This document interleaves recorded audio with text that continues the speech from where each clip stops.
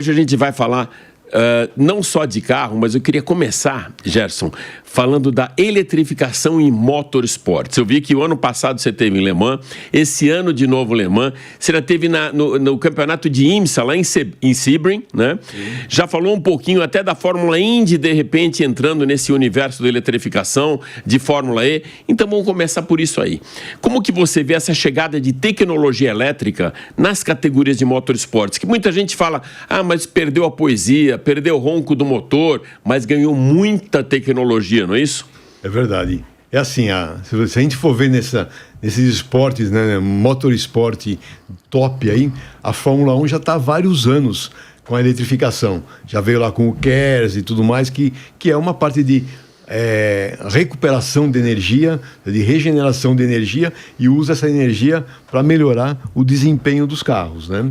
E recentemente, como você falou, o ano passado em Sebring, por exemplo, eu estive lá e teve duas corridas lá. Teve o FIA-WEC, que é o campeonato mundial de endurance, que é da FIA.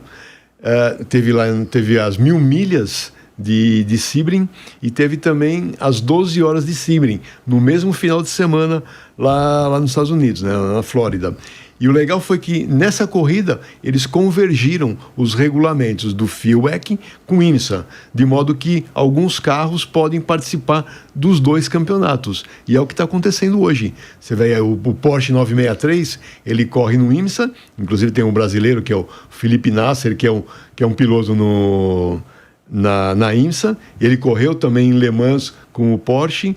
Então, essas duas, vamos falar assim, categorias que são o top do automobilismo, que é aquele automobilismo um pouco mais perto da gente, né? Sim, sim. Sai fora do Fórmula, é um carro que parece um pouco mais com um carro de rua, vamos falar assim, né? Eles estão eletrificados, né? Tem carros que, na verdade, eles até começaram há mais tempo, lá a Audi começou lá atrás com essa eletrificação, e cada categoria foi andando para um lado, até que ano passado eles convergiram e fizeram um regulamento técnico similar.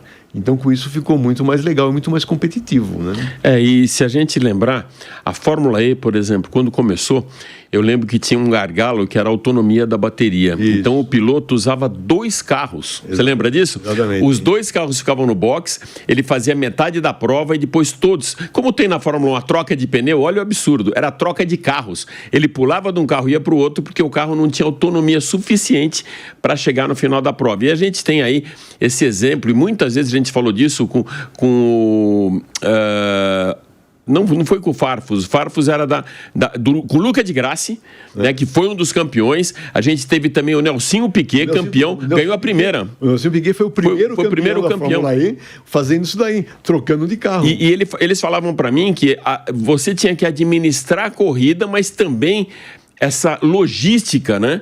E a estratégia para a troca do carro era muito importante, principalmente aí veio o IM ou IV2, não lembro, o Gen 1, G2, G3 e tal, e foi melhorando isso e hoje o carro chega até o final.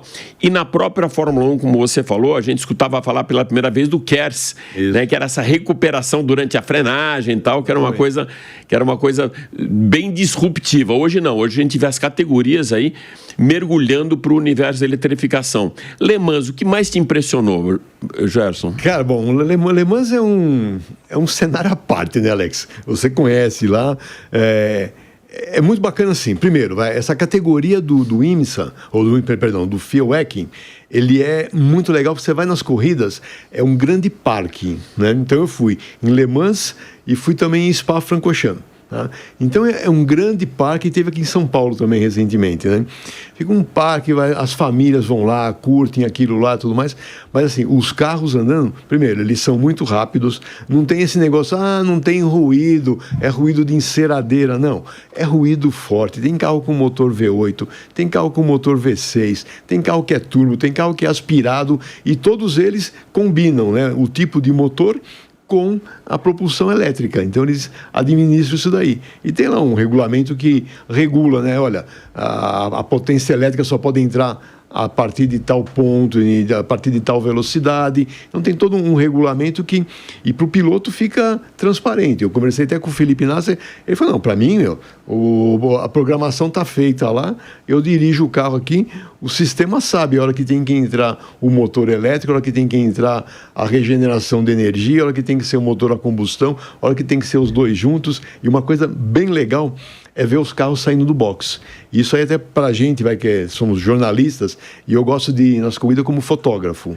Então eu gosto de ficar ali, bem perto dos carros mesmo. Então a grande preocupação, sabe qual que é? É a hora que o carro sai do box. Ele parou no box para fazer a troca de pneu.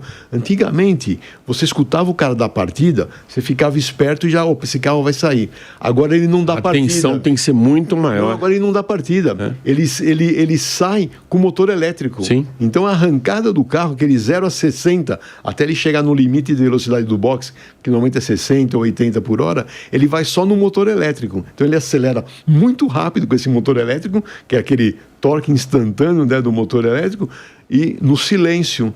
Então, se você está ali fazendo uma foto e bobear, você pode ser atropelado. Então, é uma coisa diferente. Né? Eu acho uma experiência legal, a gente sempre fala disso, a experiência do carro elétrico é diferente. E eu lembro, quando comecei a ir para Le Mans, tem 2 caras no Brasil que batem o número de corridas que eu já fiz em Le Mans.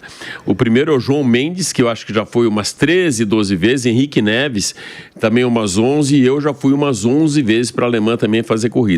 E eu peguei aquele começo, Gerson, da Audi, da supremacia da Audi, inclusive com os TDI, que eram os híbridos, o turbo híbrido, e tive a oportunidade de conversar com o chefão da equipe, com o capo de tudo, ele capo, que era o Wolfgang Urich, que era o engenheiro-chefe. E quando chegou a tecnologia híbrida, ele contou uma coisa para mim muito interessante. Você precisa de mão de obra especializada. Não é mais aquele cara que vai mexer no carburador, que vai fazer o acerto do motor, tal, que é tudo diferente. Os caras que vieram para cuidar do carro na função de mecânicos eram engenheiros. Então eles trouxeram o mais alto nível de especialidade da fábrica para cuidar do carro, porque não bastava ser só um engenheiro mecânico, não bastava só ser um mecânico. O cara tinha que ser um engenheiro elétrico, engenheiro eletricista, ele tinha que entender de TI. Ou seja, todo esse guarda-chuva era extremamente tecnológico, e hoje a gente vê a mesma coisa na Fórmula 1.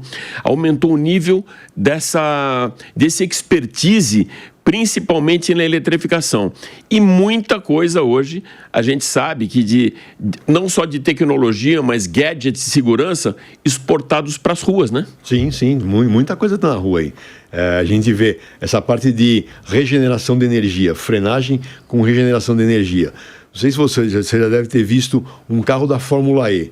Você chegou a ver o disco de freio traseiro do Fórmula E? Parece que está pegando fogo. Não. É um disquinho desse tamanhozinho assim, pequenininho, parece um disco de bicicleta, entendeu? Por quê? Ele é só um disco somente para casos de emergência. Porque a frenagem toda do Fórmula E é feita pelo sistema elétrico. A inversão de corrente no motor elétrico faz... Como aquela história do One Pedal Drive que veio para os carros de rua. Exatamente. Que você tira o pé do acelerador e já começa o processo de frenagem. Então, todo mundo fala, mas o carro elétrico agora ele não gasta tanta pastilha de freio. Realmente, não gasta. Mas ainda ele tem lá, obviamente, por questões de segurança e tudo mais, o disco de freio, de serviço, igual que nós estamos acostumados. Na Fórmula E, eles aboliram isso no eixo traseiro. Ele tem um disquinho lá que dá uma freada só. Que é só aquilo, falhou algum sistema elétrico que o carro não freou, entra aquele sistema, entendeu? E aí você pode pegar aquilo lá e jogar fora, porque ele vai derreter a hora que der uma freada com aquilo lá. Então, essa parte de regeneração, de frenagem por regeneração, que é desenvolvida nas pistas, está nos carros que nós estamos vendo hoje, nos carros elétricos, nos carros híbridos, estão todos trazendo isso daí, né? Então, é uma coisa bem novidade, assim. O Gerson foi engenheiro da GM durante quantos anos, Gerson? 30 anos. 30 anos. E a especialidade, ou seja, a prata da casa era a suspensão, que eu lembro disso. A gente falando de carros de rua agora, saindo um pouco da pista para ir para a mobilidade urbana. O que mudou na suspensão dos carros com a chegada da eletrificação, com esse centro de gravidade mais baixo, o peso das baterias, um carro mais pesado, é um outro projeto, né? É um projeto totalmente diferente, principalmente porque você está falando com massas, né? Quando eu falo massa, não estou falando do macarrão, não, né? Apesar do meu nome italiano, estou falando do peso, né? Que em engenharia a gente não fala peso, a gente fala massa, né? Então, o peso do veículo. Primeiro que o peso do veículo é muito maior, tá? Um carro elétrico hoje, se você comparar no mesmo nível, ele pesa 400 quilos a mais de um carro equivalente à combustão. Então, esses 400 quilos a mais te exigem uma série de reprojetos no veículo. A maior parte hoje já está nascendo, já considerando essa nova distribuição de peso. Então, começa pelos componentes todos, então toda a parte estrutural desses componentes. Um exemplo que eu dou muito corriqueiramente até para alguns colegas nossos, eu falo assim, pensa num clipe de papel. Tá? Se você pega esse clipe de papel e se você colocar esse clipe numa folha de papel só, ele vai durar a vida inteira. Você vai ter ele lá em cima da tua mesa de escritório a vida inteira se você sempre colocar em uma ou duas páginas. Agora, se você começar a colocar ele em 10 páginas, 20 páginas, 30 páginas, que você tem que abrir mais o teu clipe de papel, o que vai acontecer? Depois de 2 ou 3 vezes, aquele clipe ficou todo aberto lá e não volta mais à tua condição original. Então, você tem que fazer o quê? Você tem que reprogramar ou repensar o material do teu clipes, certo? Botar um material que não guarde esse efeito mola. A mesma coisa acontece com os componentes da suspensão. Você tem que ter materiais que, com essa exigência maior que você está dando, ele não vai se deformar e não voltar mais. Então, isso vale para as molas, né, que são elementos deformáveis. Para o amortecedor. Antes do amortecedor, vale para as buchas, que todo mundo esquece que a suspensão tem um monte de bucha de borracha e elas trabalham fazendo uma rotação bem grande ali e também recebendo uma carga grande no sentido radial e axial. Então, ela tem que ser recalibrada. E assim, você não pode simplesmente fazer, vou deixar a bucha mais dura.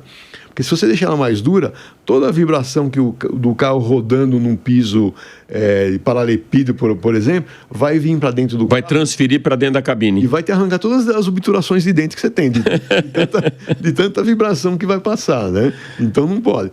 Aí vem no amortecedor. Então, quando você colocou uma mola com uma carga maior, uma bucha também com uma carga maior, o amortecedor ele tem que segurar isso daí. Porque se o amortecedor não tiver carga para segurar, você vai estar andando num Galax, vai molengão. Molengão. Então você tem que aumentar a carga do amortecedor.